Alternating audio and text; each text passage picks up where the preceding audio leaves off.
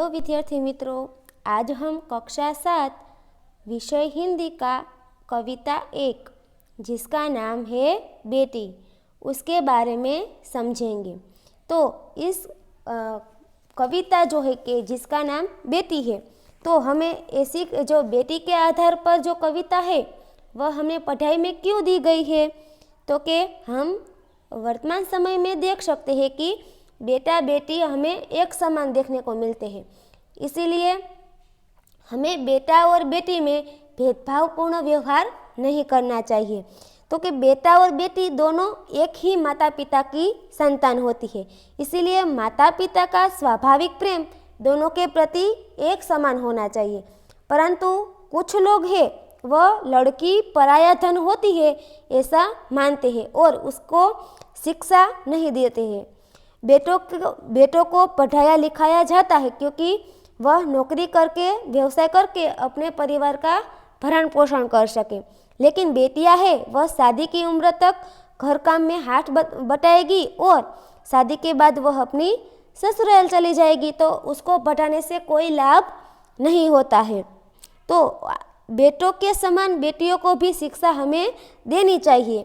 वो अगर उच्च शिक्षा प्राप्त कर लेती है तो वह अपने बच्चे को अच्छे संस्कार दे सकती है और अलग अलग क्षेत्रों में वह अपनी नामना है वह कमा सकती है। और बेटी है वह भी पुरुष की तरह उसकी बराबरी कर सकती है। तो ऐसा एक संदेशा देने के लिए हमें कक्षा 7 में बेटी कविता है वह हमें समझने के लिए कविता के रूप में दिया गया है। इस कविता में हमें क्या देखना है, तो कि पढ़ना लिखना, तरक्की करना एवं दुनिया में उजियारा फैलाने में नारी कभी पीछे नहीं रही।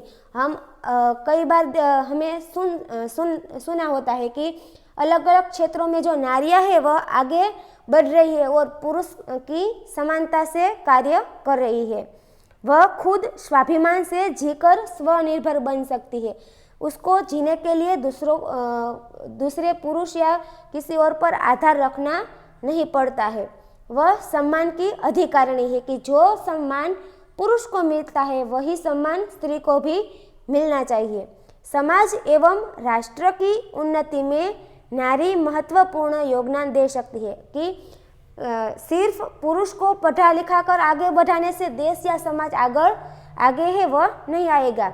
इसके लिए क्या करना पड़ेगा, पुरुष के समान स्त्री को भी शिक्षा देनी होगी, जिसके कारण समाज और राष्ट्र में उन्नति होगी। इस तरह देश का विकास करने के लिए पुरुष के साथ साथ स्त्री की उन्नति होना भी आवश्यक है। प्रस्तुत कविता में एक बालिका है, उसकी आशा एवं भावनाओं को अभिव्यक्त किया गया है और उसके आत्मविश्वास को व्यक्त किया गया है। तो किस तरह से एक बालिका है वह अपनी जो आशा है वह व्यक्त करती है वह हम देखते हैं। तो जो एक लड़की है वह कहती है कि बेटी हूँ मैं बेटी, मैं तारा बनूंगी। कि एक जो लड़की है वह कहती है कि मैं बेटी हूँ और मैं क्या बनना चाहती हूँ, तारा बनना चाहती हूँ। कि जिस तरह आकाश में तारा चमकता है उसी तरह मैं भी इस दुनिया में चमकूंगी, मैं भी अपना विकास करूंगी और तारा बनूंगी, सहारा बनूंगी। मैं भी तारा बनकर सहारा बनूंगी, यानी कि मैं भी अपना आश्रय है अपने परिवार का आधार बनूंगी। तो हम यहाँ देख सकते हैं कि सहारा शब्द का समान शब्द क्या होता है, तो कि आश्रय अथवा तो आधार। तो कि जो बेटी है वह क्या कहती है कि मैं भी तारा बनूंगी और अपने परिवार का सहारा बनूंगी। बेटी हूँ मैं बेटी, मैं तारा बनूंगी। गगन पे चमके चंदा, मैं धरती पे चमकूंगी। कि गगन यानी कि आकाश यानी नभ, तो गगन पे जैसे चंदा यानी कि चांद, तो गगन पे जैसे चांद चमकता है वैसे ही मैं धरती पर चमकूंगी। कि जिस तरह आकाश में चांद है वह चमकता है उसी तरह मैं भी धरती पर चमकूंगी और आगे बढ़ूंगी। धरती पर चमकूंगी मैं उजियाला करूंगी। जैसे गगन में रहा चांद पूरी धरती को क्या करता है तो के प्रकाशित करता है, उजाला फैलाता है। तो मैं भी धरती पे पढ़ लिख कर उजियारा करूँगी। किसका उजियारा करूँगी तो के जो अज्ञान है उसमें ज्ञान का उजियारा करूँगी और चारों ओर मेरा यश फैलेगा। मैं बेटी हूँ, मैं बेटी, मैं तारा बनूँगी, कि मैं बेटी हूँ और मैं किसी से कम नहीं हूँ और मैं भी आकाश में जैसे तारा चमकता है वैसे चमकूँगी। इस चित्र में हम देख सकते हैं कि बेटी है वह तारा और चांद की तरफ देखकर अपनी जो इच्छाएं हैं, भावनाएं हैं, वह व्यक्त करती हमें दिखाई देती है। उसके बाद हम आगे देखते हैं कि पढ़ूंगी, लिखूंगी, मैं मेहनत करूंगी, अपने पाँव चलकर मैं दुनिया को देखूंगी, दुनिया को देखूंगी, दुनिया को समझूंगी, बेटी हूँ मैं बेटी, मैं तारा बनूंगी। तो बेटी है वह कहती है कि मैं पढ़ूंगी और लिखूंगी, यानी कि मैं जो पढ़ना है वह अच्छी तरह से पढ़कर मैं मेहनत करूंगी और अपने पाँव चलकर मैं दुनिया को देखूंगी, कि मैं पढ़कर और लिखकर जो मेरे अपने जो मुझ में ज्ञान है उसका विकास होगा, यानी ज्ञान मिलकर मैं आगे बढ़ूंगी। अपने पाँव चलकर मैं दुनिया को देखूंगी, अपने पाँव चलकर यानी कि आत्मनिर्भर बनकर, मुझे किसी के आधार पर जीना नहीं पड़ेगा, मुझ में ज्ञान आ जाएगा तो मैं आत्मनिर्भर बन सकूंगी और आत्मनिर्भर बनकर मैं अपने आप ही दुनिया को देखूंगी, दुनिया यानी कि जगत, और अपने पाँव चलकर यानी कि आत्मनिर्भर बनकर मैं दुनिया को देखूंगी और दुनिया को सिर्फ देखूंगी ही नहीं, दुनिया में घूम फिर कर मैं दुनिया को समझूंगी, कि दुनिया में जो हो रहा है, जो घटनाएं हो रही है उसको भी मैं समझूंगी।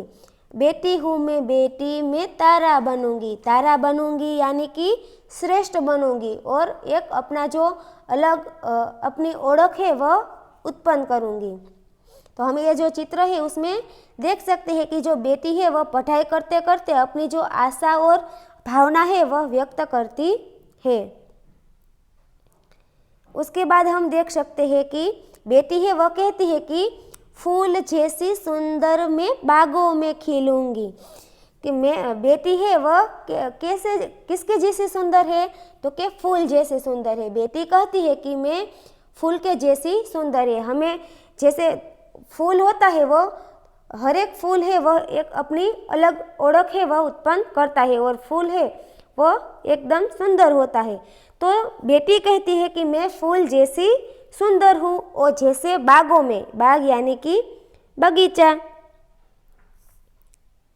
तो जैसे बागों में फूल खिलता है और जिसकी फूल की वजह से बाग में सुंदरता फैला जाती है, उसी तरह मैं भी फूल की तरह खिलकर इस दुनिया में खिलूंगी।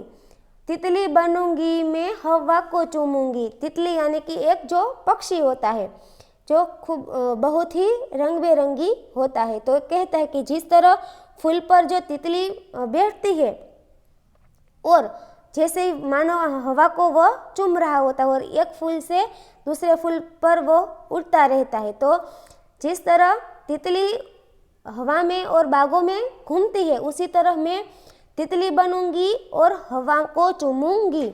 हवा को चूमना यानी कि प्रगति करना अथवा तो आगे ही बढ़ना।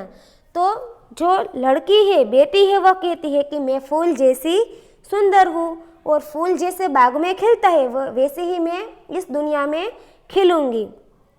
उसके बाद बेटी है वह तितली बनना चाहती है कि जिस तरह तितली है वह एक फूल से दूसरे फूल पर घूमकर चारों ओर उड़ती फिरती है, उसी तरह मैं भी तितली की तरह हवा में उड़ूंगी और हवा को चूमूंगी, उसको महसूस करूंगी। हवा को चूमूंगी, नाचूंगी, गाऊंगी।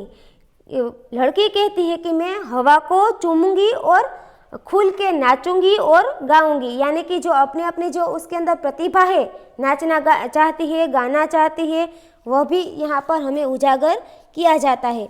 तो इस तरह जो बेटी है वह फूल की तरह, जिस तरह फूल सुंदर होते हैं उसी तरह बेटी भी दुनिया रूपी बाग में खेलना चाहती है और अपनी सुगंध है वह फैलाना चाहती है। और तितली बनकर वह हवा में जिस तरह तितली उड़ती है उसी तरह वह भी अलग अलग क्षेत्रों में प्रगति करना चाहती है और अपनी जो मंजिल है उस पर पहुंचना चाहती है। और मंजिल पर पहुंचकर क्या करेगी, तो कि उसे अलग प्रकार की ही खुशी मिलेगी, जिसकी वजह से बेटी का दिल है वह नाच उठेगा और खुशी से गाने लगेंगी। तो इस तरह बेटी है, बेटी हूँ मैं बेटी, मैं तारा बनूंगी, तो वह एक आत्मविश्वास से कहती है कि मैं एक बेटी हूँ और मैं किसी से कम नहीं हूँ और मैं भी प्रगति कर इस समाज में अपनी अलग जो स्थान है वह प्राप्त करूँगी। तो हम जो यह चित्र है उसमें देख सकते हैं कि जो लड़की है वह एक बाग में देखती है कि फूल और तितली को देखती है और उस तितली और फूल को देखकर वह अपनी भावना है वह व्यक्त करती है और बताना चाहती है कि वह दुनिया रूपी बाग में भी खिलना चाहती है और प्रगति कर अपनी मंजिल है वह पाना चाहती है। तो इस तरह हम देख सकते हैं कि बेटी है उसने तारा और गगन को देखकर वह अपनी जो इच्छाएं है वह व्यक्त करती है और जैसे गगन पे चंदा चमकता है वैसे ही वह धरती पर चमकना चाहती है। धरती पर चमककर क्या करना चाहती है, तो कि अपना नाम कमाना चाहती है। उसे किसी और के नाम के पीछे अपनी जो नामना है वह नहीं रखनी है, वह अपनी अलग नामना है वह पाना चाहती है। उसके बाद हमने देखा कि बेटी है वह पढ़ना और लिखना चाहती है, जिसकी वजह से क्या कर सके, तो कि बेटी है वह अपने दुनियादारी देख सके और दुनिया को समझ सके।